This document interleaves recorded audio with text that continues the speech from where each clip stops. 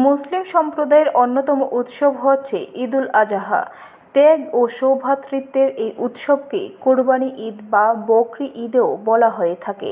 সোনামুড়া মহকুমার অন্তর্গত যাত্রাপুর থানা অন্যান্য বছরের ন্যায় এবারও শান্তিপূর্ণ পরিবেশে এই পবিত্র ঈদ উল আজহা পালিত হয় শান্তিপূর্ণ পরিবেশে শনিবার দিন। মুসলিম সংখ্যালঘু সম্প্রদায়ের উৎসবকে কেন্দ্র করে যাতে কোনো রকম অপ্রীতিকর ঘটনা না ঘটে তার জন্য সকাল থেকে যাত্রাপুর থানার আরক্ষা প্রশাসন তীক্ষ্ণ নজরদারি রেখে দায়িত্ব পালন করেছেন।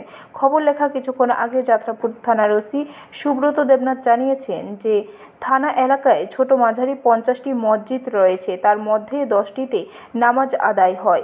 4 থেকে 5টি মসজিদে লোকজন এসে যৌথভাবে নামাজ আদায় করা হয়। থানার ওসি জানিয়েছেন তারা নাকি স্পেশাল 25 জন টিএসআর সহ 40 জন জওয়ান 8টি টিমে বিভক্ত হয়ে থানা এলাকার যেখানে যেখানে নামাজ আদায় হয়েছে তারই পাশে গিয়ে নজরদারি রেখেছেন। টিএসআর এবং আমাদের থানার পুলিশ এসপিও এবং আমরা অফিসাররা আমরা বেরিয়ে পড়েছিলাম।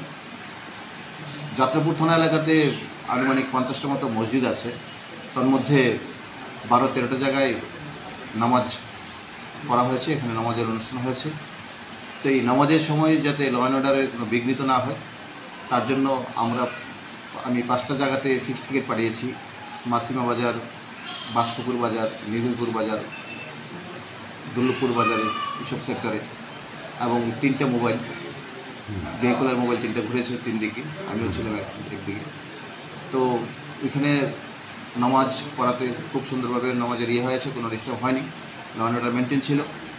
তারপরেও আমরা বিভিন্ন জায়গায় ভেহিকেল চেকিংগুলি করছি। আমাদের পূর্বের অভিজ্ঞতা দেখা যাচ্ছে যে বাইকটাইগুলো অনেক সময় বিনা হেলমেটে ছুটোছুটি করে। তো এগুলি যাতে অ্যাক্সিডেন্ট প্রিভেনশন করার জন্য উইদাউট হেলমেটের উপরে আমরা করা বন্দোবস্ত করছি। ব্যুরো রিপোর্ট, খবর ত্রিপুরা।